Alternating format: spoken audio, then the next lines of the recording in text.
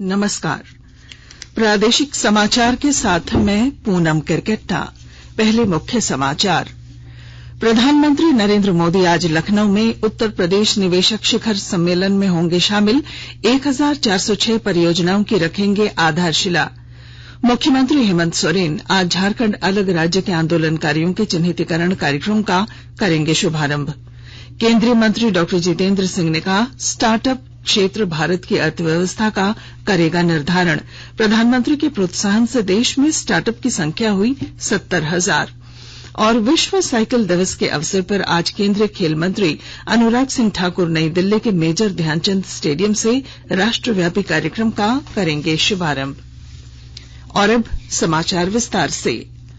प्रधानमंत्री नरेंद्र मोदी आज लखनऊ में इंदिरा गांधी प्रतिष्ठान में उत्तर प्रदेश निवेशक शिखर सम्मेलन के परिवर्तन समारोह में शामिल होंगे। इस दौरान श्री मोदी 80,000 करोड़ रुपए से अधिक लागत की 1406 परियोजना की आधारशिला रखेंगे। इनमें कृषि, सूचना प्रौद्योगिकी तथा इलेक्ट्रॉनिक्स, सूक्ष्म लघु तथा मध्यम उद्यम, विनिर्माण, अक्षय ऊर्जा, औषध, पर्यटन, रक्षा और अंतरिक्ष, हस्तशिल्प और कपड़ा क्षेत्र संबंधी परियोजना शामिल है। झारखंड में राज्यसभा की 2 सीटों पर चुनाव हो रहा है। इस चुनाव में तीसरा प्रत्याशी नहीं होने के कारण बिना वोटिंग भाजपा प्रत्याशी आदित्य साहू और झामुमो की महुआ माझी के निर्विरोध रूप से निर्वाचित होने की आज औपचारिक घोषणा होगी। औपचारिक घोषणा के बाद उम्मीदवार आदित्य साहू और महुआ माझी को भारत निर्वाचन आयोग की ओर से जीत का प्रमाण पत्र दिया जाएगा। पंचायत चुनाव के तीसरे और चौथे चरण के वोटों की गिनती का काम लगभग पूरा हो चुका है।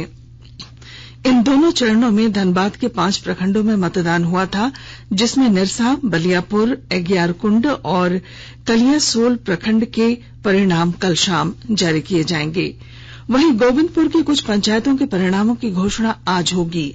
हमारे संवाददाता ने खबर दी है कि आज मतगणना का चौथा दिन है और इसके साथ ही पंचायत चुनाव की प्रक्रिया समाप्त हो जाएगी। मुख्यमंत्री हेमंत सोरेन आज झारखंड अलग राज्य के सभी आंदोलनकारियों के चिन्हितीकरण कार्यक्रम का शुभारंभ करेंगे। यह कार्यक्रम प्रोजेक्ट भवन सभागार में दोपहर 1 बजे से शुरू होगा। इसके अंतर्गत आंदोलन के समय पुलिस फायरिंग, जेल में निधन और दिव्यांग हुए आंदोलनकारियों के आश्रित परिवार के एक सदस्य को राज्य सरकार तृतीय और चतुर्थ वर्ग पदों पर सीधी नियुक्ति देगी। वहीं अन्य आंदोलनकारियों के एक आश्रित के लिए तीसरे और चतुर्थ वर्ग के पदों पर सरकारी नियुक्ति में 5% का क्षैतिज आरक्षण देने का प्रावधान होगा। इसके अंतर्गत जेल में संयमन और मृत्यु होने पर आंदोलनकारी या उनके आश्रित को जीवन काल तक सम्मान पेंशन दी जाएगी।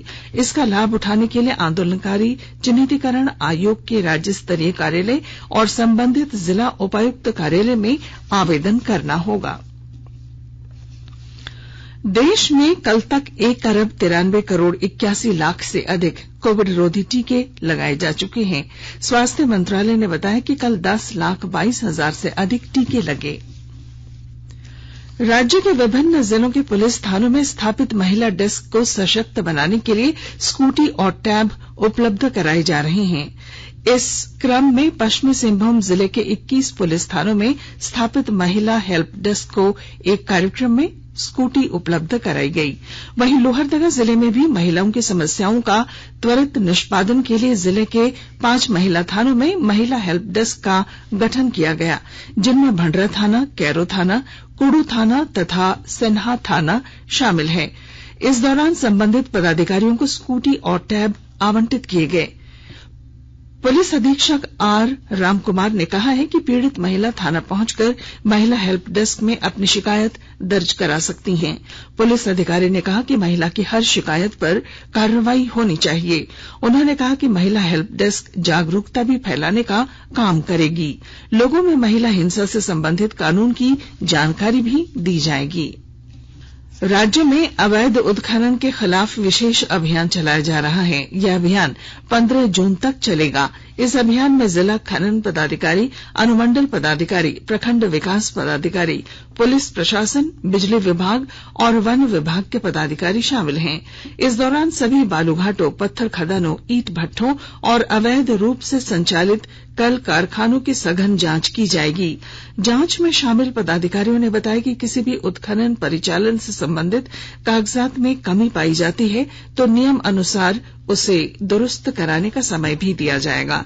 इसके बाद भी अगर कोई अवैध उत्खनन या परिचालन करेगा तो उसके खिलाफ कड़ी कार्रवाई के साथ जुर्माना लगाया जाएगा। आकाशवाणी के ताजा तरीन समाचारों के लिए आप हमारी वेबसाइट newsonair.com पर लॉग ऑन कर सकते हैं। ताजा समाचार Twitter handle @AIR News Alerts और Facebook page all India radio news पर भी उपलब्ध है। आप प्रादेशिक समाचार एकांश के ट्विटर हैंडल @AIR News _ और फेसबुक, इंस्टाग्राम पेज तथा YouTube channel AIR News Ranchi पर भी हमारे बुलेटिन सुन सकते हैं।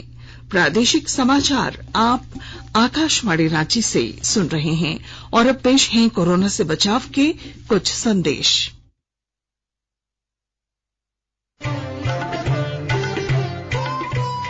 कोविड-19 से बचाव और सुरक्षित रहने के 3 उपाय। मास्क लगाएं, 2 गज दूरी है जरूरी, सुरक्षित दूरी रखें, हाथ और मुंह साफ रखें।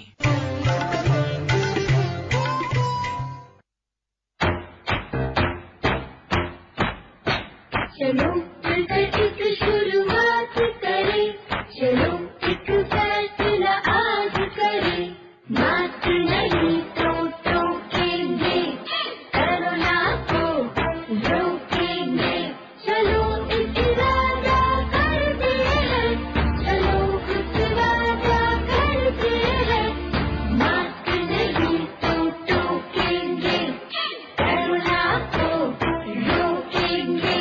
भारत सरकार द्वारा जनहित में जारी। प्रादेशिक समाचार में आपका फिर स्वागत है। केंद्रीय मंत्री डॉक्टर जितेंद्र सिंह ने कहा है कि स्टार्टअप क्षेत्र भारत के भविष्य की अर्थव्यवस्था का निर्धारण करने वाला है। उन्होंने कहा कि यह वैश्विक अर्थव्यवस्था के लिए भी एक प्रमुख स्तंभ के रूप में कार्य करेगा। पीएचडी चैंबर ऑफ कॉमर्स द्वारा कल नई दिल्ली में आयोजित startup India 2022 expo and conclave में डॉक्टर सिंह ने कहा कि प्रधानमंत्री नरेंद्र मोदी द्वारा स्टार्टअप्स को दिए गए प्रोत्साहन के कारण देश में इनकी संख्या पिछले 8 साल में करीब 300 से 400 से बढ़कर 70,000 हो गई है। डॉक्टर सिंह ने नवोदित स्टार्टअप उद्यमियों को आईटी, कंप्यूटर और संचार क्षेत्र से परे कृषि क्षेत्र में भी काम करने की सलाह दी, जो हरित क्रांति के बाद एक बड़ी तकनीकी क्रांति की प्रतीक्षा कर रहा है। उन्होंने कृषि तकनीक स्टार्टअप्स को बड़े पैमाने पर बढ़ावा देने का आह्वान करते हुए कहा कि कृषि भारतीय अर्थव्यवस्था के महत्वपूर्ण स्तंभों में से एक है, क्योंकि इसका सकल घरेलू उत्पाद का लगभग 20% इसका हिस्सा है। केंद्र सरकार ने कहा है कि तमाम चुनौतियों के बावजूद महंगाई कम करने के लिए किए गए प्रयासों का असर दिखने लगा है। कल नई दिल्ली में संवाददाताओं से बातचीत में खाद्य और जन वितरण सचिव सुधांशु पांडे ने कहा कि कीमतों में गिरावट देखने को मिल रही है। उन्होंने कहा कि सरकार के निर्णयों के कारण ही मूल्य में ये कमी दिख रही है। रामगढ़ स्थित सिख रेजिमेंट सेंटर के हरबख्श ड्रिल स्क्वायर में कल कसम परेड समारोह का आयोजन किया गया। इसमें 105 नव प्रशिक्षित जवानों ने राष्ट्रीय ध्वज तथा पवित्र गुरु ग्रंथ साहिब को साक्षी मानकर देश सेवा में अपना सर्वस्व न्योछावर करने की शपथ ली। नव प्रशिक्षित जवानों ने गुरप्रीत सिंह के नेतृत्व में रेजिमेंट बैंड की धुन के साथ परेड का प्रदर्शन किया। इससे पूर्व समारोह के मुख्य अतिथि कर्नल कुमार रणविजय सेना मेडल कार्यवाहक समादेशक ने परेड का निरीक्षण किया। मौके पर कार्यवाहक समादेशक ने नव प्रशिक्षित जवानों का मनोबल बढ़ाते हुए कहा कि अब वे भारतीय सेना का अभिन्न अंग बन गए हैं। आप भारतीय सेना की वीरता की परंपरा के उच्चतम स्तर को कायम रखें। बोकारो जिले में पंचायत चुनाव की विजयी प्रत्याशियों और जेपीएससी की परीक्षा में सफल अभ्यर्थियों का जगह जगह स्वागत किया जा रहा है। और जानकारी दे रहे हैं हमारे बोकारो संवाददाता।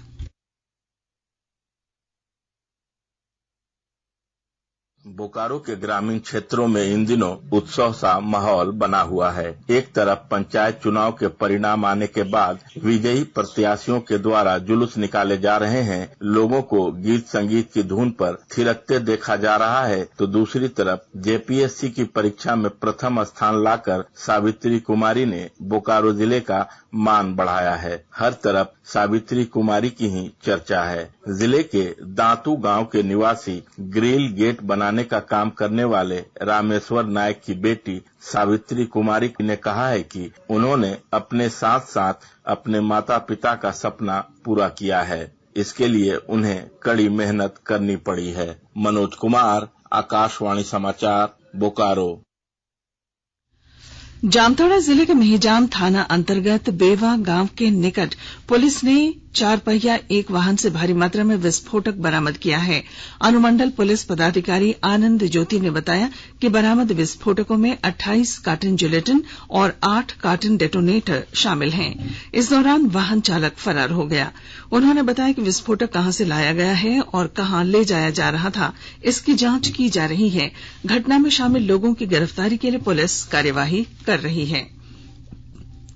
युवा कार्य और खेल मंत्री अनुराग सिंह ठाकुर विश्व साइकिल दिवस पर आज नई दिल्ली के मेजर ध्यानचंद स्टेडियम से राष्ट्रव्यापी कार्यक्रम का शुभारंभ करेंगे। समारोह के दौरान श्री ठाकुर 750 युवा साइकिल चालकों के साथ 7.5 किलोमीटर की दूरी तय करेंगे। श्री ठाकुर ने कहा कि भारत आजादी का अमृत महोत्सव मना रहा है और इसके अंतर्गत कई कार्यक्रम आयोजित किए जा रहे हैं। उन्होंने कहा कि युवा कार्य और खेल मंत्रालय ने विश्व साइकिल दिवस पर साइकिल रैली आयोजित करने का अनूठा कदम उठाया है।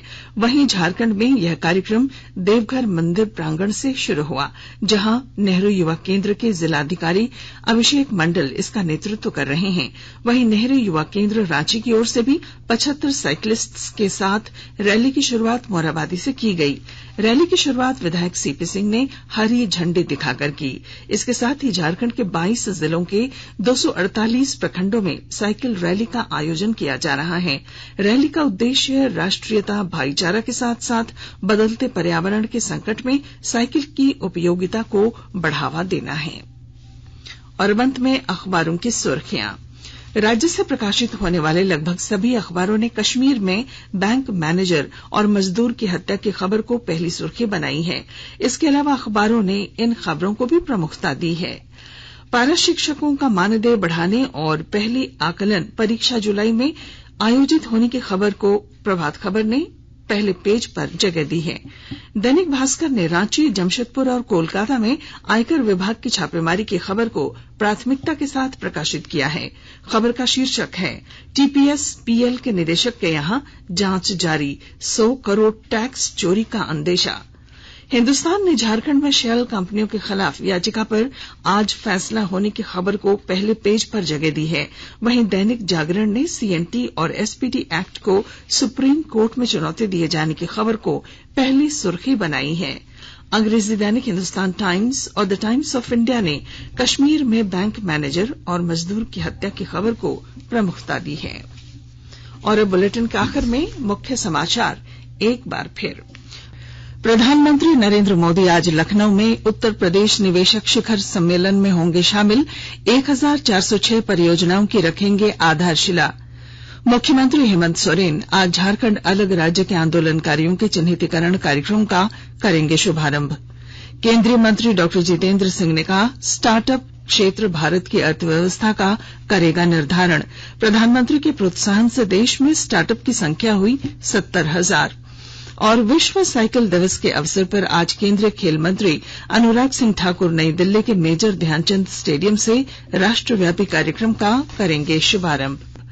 और इसके साथ ही आकाशवाणी रांची से प्रादेशिक समाचार का ये बुलेटिन समाप्त हुआ। नमस्कार।